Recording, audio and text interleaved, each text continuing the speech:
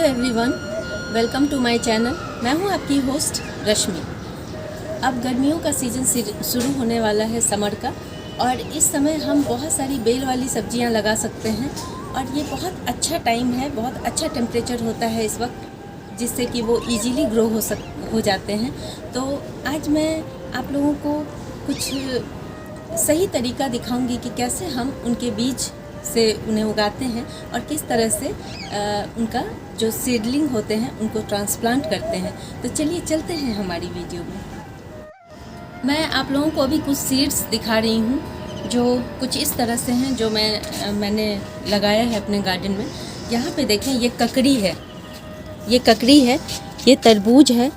तरबूज की एक वैरायटी है ये, और ये तरबूज की दूसरी वैरायटी है, ये पंपकिन है, जो पीले वाला जो कद्दू आता है वो है, और ये लौकी है।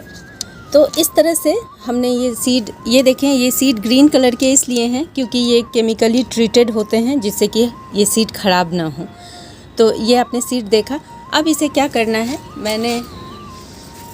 मैं इसकी क्लिपिंग भी डाल दूँगी। इसे हमें 12 घंटे से 24 घंटे के लिए पानी में भिगो के छोड़ देना है।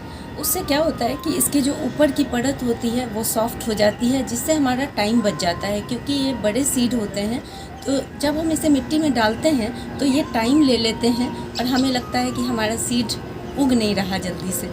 तो इसलिए जब पानी में भिगोने से जब ये सॉफ्ट हो जाते हैं तो बहुत जल्दी इनमें से रूटिंग होनी शुरू हो जाती है। तो टाइम बचाने के लिए आप ये काम ज़रूर करें। अगर आप फरवरी में बो रहे हैं, कोई बात नहीं, लगा दें, डायरेक्ट भी आप सो कर सकते हैं मिट्टी में। लेकिन अगर आप, जैसे अभी मैं मार्च के मंथ में ये सब काम कर रही हूँ, तो आप इसको पानी में ज़रूर भिगोएं।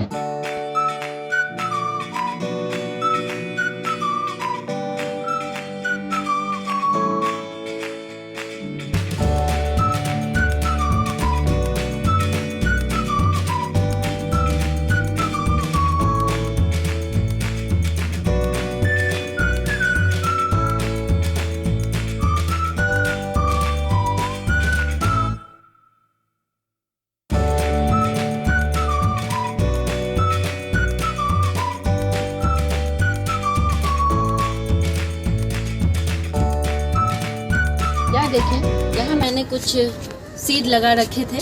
कुछ मैंने 5 दिन पहले लगाए हैं, कुछ 10 दिन पहले लगाए हैं, आप लोगों को दिखाने के लिए कि इस समय समर में जब भी आप सीड ग्रो करेंगे वो जर्मिनेट ज़रूर होंगे। तो थोड़ा थोड़ा इंतज़ार करना बहुत ज़रूरी है। जैसे आप यहाँ देखें, ये खरबूज मस्क मेलन का सीड है, मैंने ग्रो किया है। तो ये अभी से करीब 10 दिन पहले का है, और 10 दिन में आप देखें कि ये बहुत अच्छी ग्रोथ लिया है और कुछ इस तरह से है। 10 से 12 दिनों का मेरे ख्याल से ये होगा। और इसके अलावा यहाँ देखें, ये मैंने अभी जो मैंने आप लोगों को सीड दिखाए थे, ये ककड़ी का सीड है। और ककड़ी का सीड ये भी मैंने 10-12 दिन पहले ही लगाए हैं, इसके साथ, खरबूज के साथ ही लगाए हैं। इसलिए आपको दिख रहा होगा कि दोनों की जो लंबाई है वो एक जैसी है, दोनों की ग्रोथ एक जैसी है। और यहाँ पे देखें, ये मैंने आप लोगों को अभी जो क्लिपिंग आप लोगों को दिखाई थी उसमें मैंने ये सीड आप लोगों को ग्रो करना दिखाया था। ये 1 वीक का सीड है। 1 वीक में यहाँ पे आप देखें, ये मैंने यहाँ पे रखा हुआ है, ये कद्दू मैंने लगाया है। कद्दू के जो लौकी कहलाता है उसके सीड हैं। और आप देखें कि ये कितने बढ़िया ग्रो हो रहे हैं। इसके लीफ देखें आप, कितने अच्छे हैं, कितने हेल्दी पौधे। मैंने इसमें 4 पौधे लगाए थे, 1 2 3 4। ये चारों कद्दू के पौधे जर्मिनेट हो चुके हैं। और इसी तरह से मैंने आपको दिखाया कि मैं यहाँ पे मैंने आपको 2 तरह के तरबूज के सीड दिखाए। उसमें एक ये है, ये देखें, मैंने इसमें लिख के रखा हुआ है ताकि हम भूलें ना।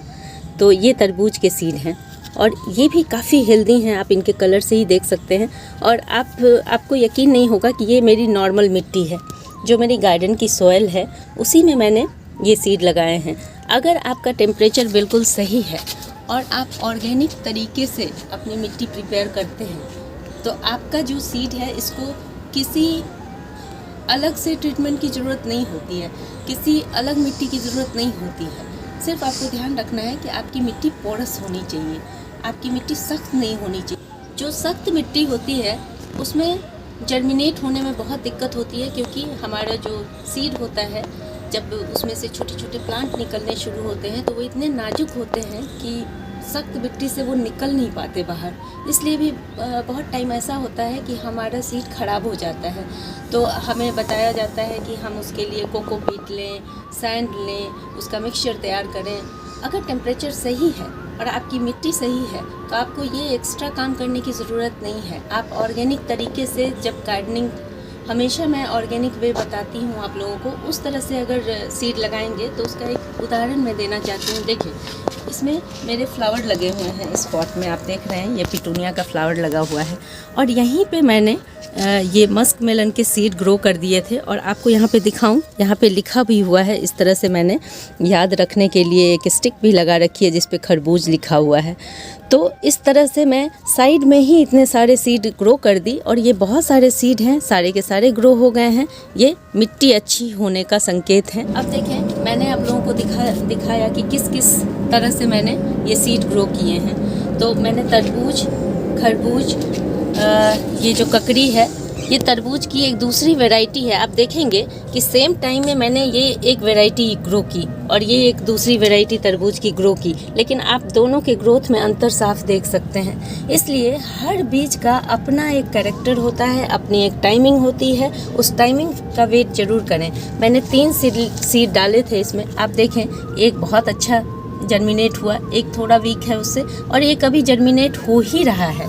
इसलिए पेशेंस रखना बहुत ज़रूरी है कि ज़रूरी नहीं है। देखें, 80% काम हम करते हैं, जो मेहनत हम करते हैं, जो सही टेम्परेचर का वेट करते हैं, और 20% काम हम नेचर पे छोड़ देते हैं। ज़रूरी नहीं है कि हम सारा एफर्ट करें और नेचर अगर हमारे साथ नहीं है, टेम्परेचर सही नहीं है और उस तरह का क्लाइमेट नहीं है, तो आप लाख कोशिश करेंगे, आपके प्लांट ग्रो नहीं होंगे। तो इन सब चीज़ों को मिला करके हमें चलना है।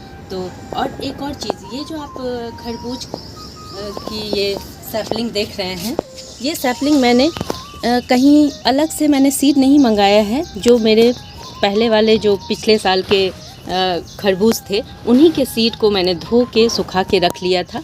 अगर इसकी भी केयर हम सही से करें तो ये भी जर्मिनेट हो जाते हैं। अब देखें, जितने भी मैंने सीड लगाए सारे जर्मिनेट हो गए, लेकिन कुछ सीड थे जो जैसे जिसमें करेला आता है, इसमें मैंने करेले के 3 सीड डाले थे, लेकिन तीनों में से एक भी नहीं निकला।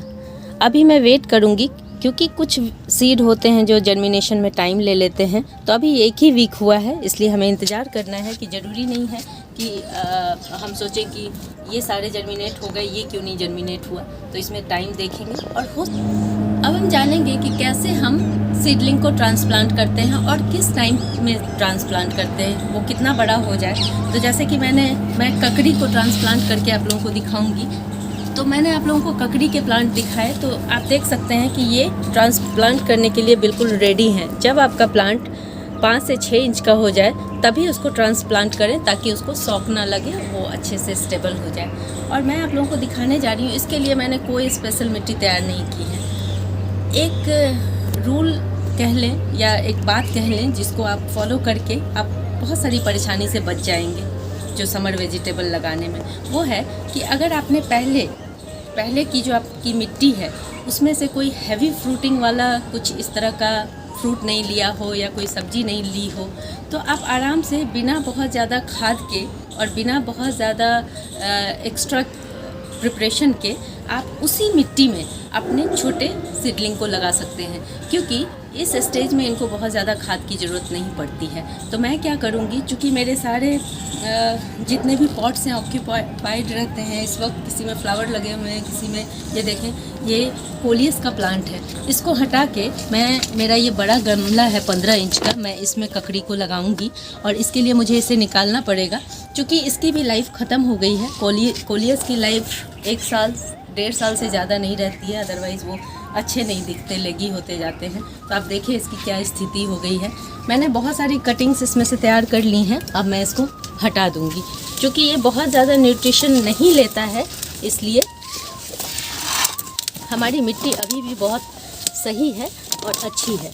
ये देखें, मैंने अपना प्लांट निकाल लिया है। अब इसमें मैं बहुत ज़्यादा अभी खाद और वो सब नहीं डालूँगी, सिर्फ मैं वर्मी कंपोस्ट डाल रही हूँ। यहाँ देखें, ये एक पोर्शन 2 भाग वर्मी कंपोस्ट का है और 1 भाग मैंने करीब 2 मुट्ठी के करीब मैंने ये नीम की खली लिए हुए हैं ताकि इसमें कोई फंगस ना लगे। अब मैंने थोड़ी सी हल्दी भी ले ली है, हालांकि ये ऑप्शनल है, लेकिन पौधे के इनिशियल ग्रोथ के लिए बहुत अच्छी होती है इसलिए। और इसमें मैं 3 प्लांट लगाऊंगी। वैसे तो 1 या 2 ही प्लांट काफ़ी होते हैं, लेकिन मुझे देखना है कि अगर मेरा कोई प्लांट सरवाइव नहीं कर पाया उसके लिए मैं ये करूँगी। तो आप देखें मेरी मिट्टी कितनी भुरभुरी और बढ़िया है, ऑर्गेनिक मैटर से रिच है, आप देख सकते हैं।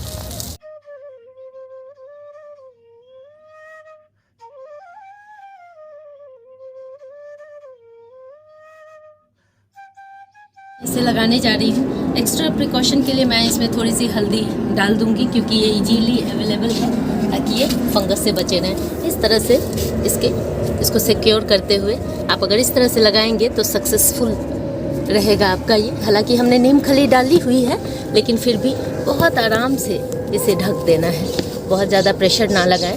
बस एक मैं यहाँ 2 प्लांट हैं यहाँ पे और 1 मैं यहाँ पे लगा रही हूँ। अगर ये अच्छे चल जाएंगे तो मैं 2 ही प्लांट रखूँगी, 1 प्लांट मैं हटा दूँगी इसमें से।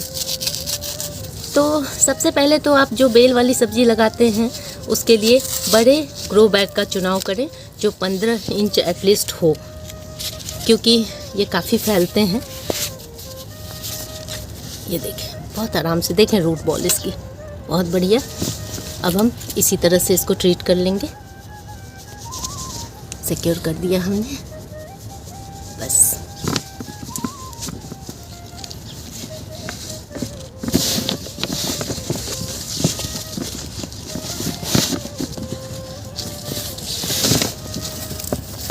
अच्छे से वाटरिंग कर देनी है और धूप में ही रखना है क्योंकि अभी की धूप इतनी भी ज़्यादा तेज़ नहीं है, अभी ये आराम से चल पाएंगे। अब मैंने इसमें वाटरिंग कर दिया है। इसको बहुत ज़्यादा वाटर की ज़रूरत नहीं पड़ती है, इसलिए आप बस ऊपर की मिट्टी मॉइस्ट रखें क्योंकि इसकी रूट को अंदर जाने में अभी बहुत टाइम लगेगा। और हाँ, जिन लोगों को इसके लिए सॉइल प्रिपेयर करना है उनके लिए मैं बता दूं, मैं एक लिंक डाल दूंगी आप लोगों को कि वेजिटेबल सॉइल कैसे प्रिपेयर करना है। और एक मोटी बता देती हूँ कि जब भी आप इस तरह से सब्जी ग्रो करने जाएं तो ये हैवी फीडर होते हैं, तो हाफ पोर्शन आप काउडंग कंपोस्ट या वर्मी कंपोस्ट और हाफ पोर्शन आप मिट्टी का लें। हाफ 50-50 का रेशियो रखना है। और उसमें जिस तरह से मैंने हल्दी मिलाई है और नीम की खली ज़रूर मिला लें। इनिशियल टाइम में ये बहुत ज़रूरी होता है वेजिटेबल के लिए। अगर आप लोगों को मेरी ये वीडियो पसंद आई हो तो प्लीज़ इसे लाइक, शेयर एंड सब्सक्राइब करना ना भूलें। बेल बटन को ज़रूर दबाएं। Leave nature, love nature. Thank you.